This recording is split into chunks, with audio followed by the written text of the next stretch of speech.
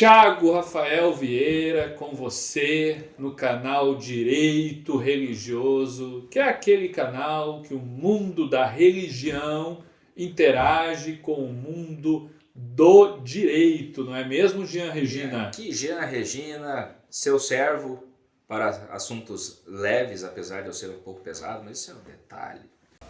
Isso. Mas estamos aí para servir e também para falar sobre um tema importante.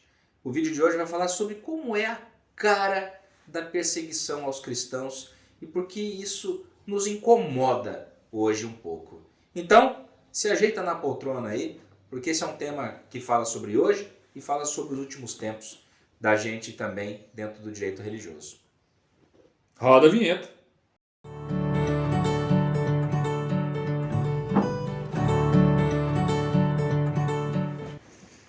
Bom, vivemos um tempo polarizado, um tempo em que você fala alguma coisa e se essa alguma coisa tem alguma relação com algum partido político ou com alguém que está no poder, então essa alguma coisa ou é uma verdade eterna ou é uma mentira eterna. Então é um tempo difícil, mas é um tempo que não desconstitui verdades que são verdades, fatos que são fatos. Então precisamos, mais do que nunca, falar o que está acontecendo, mesmo que exista toda essa polarização. E um dos fatos que é notório é a cristofobia, é a perseguição aos cristãos. E não apenas de maneira simbólica, mas principalmente de maneira real. Isso não é uma narrativa, isso não é um filme de ação, isso não é algo divertido, ou então algo para ganhar, capitanear votos para político A ou político B. Cristãos estão sendo decapitados em países como o Egito. Cristãos estão vendo a sua Bíblia ser alterada em países como a China. Cristãos não conseguem cultuar a Deus em países como a Coreia do Norte. Cristãos têm muita dificuldade em ter seus cultos na Índia e no Nepal. Então esta é uma realidade. E se nós olharmos para a Escritura, Jean... Agora, olha o que o Tiago falou, né? Primeiro que citou vários países da famosa janela 1040, países lá do Oriente, né? E tá aí a nossa querida e grande missão Portas Abertas, que tem feito um trabalho essencial de formação, de conscientização da igreja mundial para esses temas, porque afinal de contas nós sabemos que o fim não virá antes que o evangelho do reino seja pregado a todas as nações e faz parte dessa missão.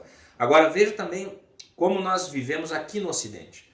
Lá no Oriente as pessoas estão vivendo perseguição real, né? 70% do mundo todo sofre restrições, dados da Portas Abertas, né? Sofre restrições. E aqui no Ocidente a gente fala sobre perseguição religiosa como se fosse uma aventura, né? Os pastores pregam sobre perseguição como se fosse um filme do Indiana Jones, como se fosse passear de montanha-russa. Os que dizem que não tem perseguição dizem que é um filme porque é uma ficção. Exato. E os que dizem que é perseguição colocam de uma forma... que se estivesse dentro de um filme.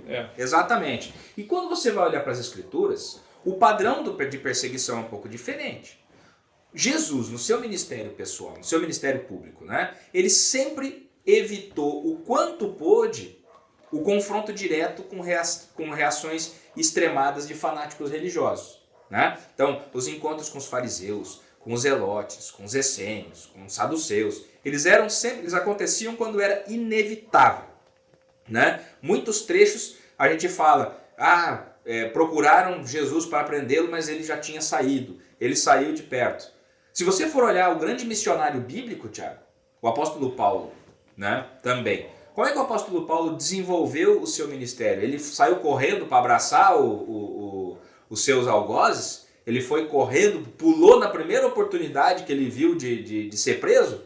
Não. Ele foi pregando o evangelho, ele foi amando as pessoas, ele foi plantando as igrejas, e à medida em que o confronto era inevitável, inclusive quando o confronto ficou inescapável, qual foi a saída jurídica que Paulo encontrou, Tiago? Ele disse que era um cidadão romano. Exatamente. Ele clamou por direitos. Ele usou os seus privilégios dentro do sistema jurídico possível, né? Ou seja, ele não negou a realidade política, ele não negou a realidade jurídica do seu tempo, né? Porque ele era igreja.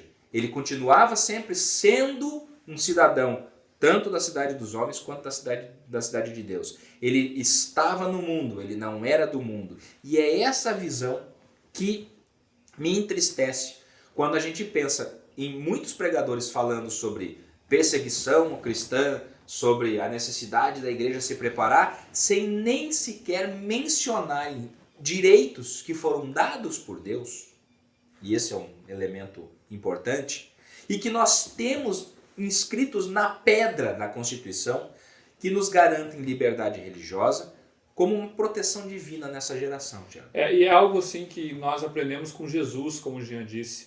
Jesus, quando era ofendido pessoalmente, ele sempre dava outra face do rosto, ele nunca rebatia. Mas quando a igreja era perseguida, quando falavam mal da igreja e a igreja estava envolvida, Jesus dava de rede. Exato. Né? Então, assim, eu vejo o contrário, infelizmente. Claro, não é a regra, né? Mas a gente vê muito pastores. Quando alguém fala mal do pastor X, aí o pastor X quer processar, o pastor X quer fazer acontecer. Mas quando fala mal da igreja, quando persegue o evangelho, silêncio. Silêncio. Ideologia de gênero, movimento LGBTQI, silêncio. Mas aí fala mal do pastor Joãozinho. Não, ele falou mal de mim, eu vou processar. Quando Jesus fazia exatamente o contrário. Falava mal dele, Jesus, ele baixava a cabeça. Falava mal da igreja, ele ia lá e expulsava os vendilhões do templo. Então, nós precisamos entender que perseguição religiosa é diferente de perseguição a um pastor. Isso. Por causa pessoal. Perseguição religiosa é aquela perseguição que impede ou que dificulta, que restringe, que cria embaraços à pregação do evangelho. E os temas que nós estamos vivendo, né, nos entristecem ainda mais porque nós vemos, por exemplo, conservadores que não são cristãos e que parecem estar muito mais conscientes desse sistema de liberdades que precisa ser protegido e que ele é o grande escudo protetor para que a vida seja possível de maneira a florescer a sociedade, do que os crentes que estão lá em cima do Monte da Transfiguração querendo fazer 3 tendas e ficar num retiro eterno, em adoração, e esquecem do que acontece depois do texto, né?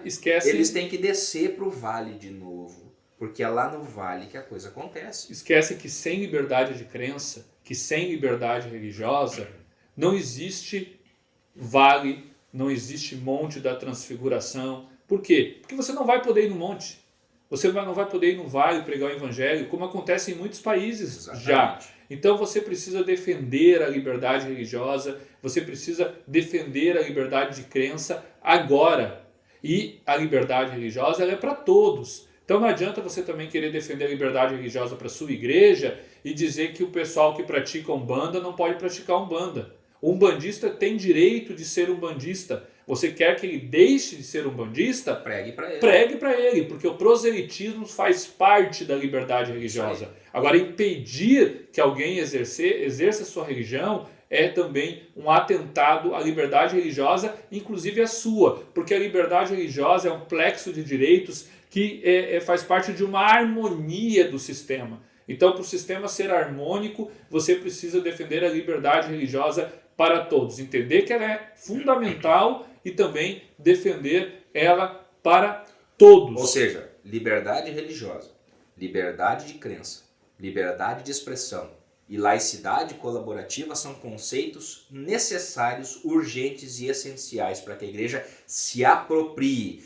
Tanto o pastor e líderes quanto todos os membros, todo cristão precisa estar consciente desses direitos, né, Tiago? Então, quando um movimento como o movimento LGBTQI+, diz que você não pode pregar, que você não pode dizer uma verdade bíblica que é, para a maioria esmagadora do cristianismo, casamento é apenas entre um homem e uma mulher, e você se cala sobre isso, o que você está fazendo? Você está esmaecendo com a sua postura a liberdade religiosa que você tem. E você está apressando uma realidade futura, que é escatológica, mas está apressando a realidade da futura perseguição. Hoje, o movimento LGBTQI+, não quer que você diga que o casamento é entre um homem e uma mulher. Amanhã, esse movimento ou outros movimentos vão dizer que você não pode mais pregar o evangelho dentro da sua igreja. Até chegar a um ponto que o movimento vai estar alterando a Bíblia como fazem hoje na China. O movimento LGBTQI+,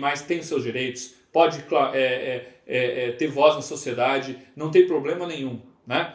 Deve ter voz na sociedade, mas assim como você, igreja, também deve ter voz na sociedade, porque liberdade é isso, democracia é isso, é pluralismo de ideias no espaço público. Não é um movimento falando sem parar e o outro movimento simplesmente tendo que baixar a cabeça.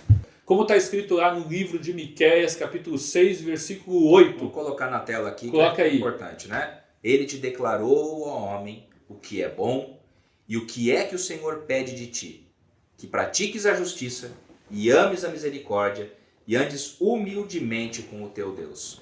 Então, diante desse cenário, nós queremos dar 3 dicas importantes para a igreja brasileira nesse tempo especial. A primeira, ore, clame pela misericórdia de Deus no nosso país, em arrependimento e contrição e continuamente. Aprenda, conheça o nosso direito, conheça a liberdade de crença, a liberdade religiosa, a laicidade colaborativa e compartilhe com o seu próximo. E como orar é uma atividade sem cessar, ore de novo, para que Deus vocacione, chame pessoas justas e com o coração nele para que ocupem posições de autoridade no nosso país. Fica aí a nossa recomendação, nosso desabafo e ao mesmo tempo o nosso chamado, a nossa conclamação para que a igreja brasileira entenda sobre a sua responsabilidade nesta geração de poder levar a liberdade religiosa além, para frente, para os seus filhos, para os seus netos, para todos aqueles que Deus chamar até que Ele venha. Até a próxima, gente.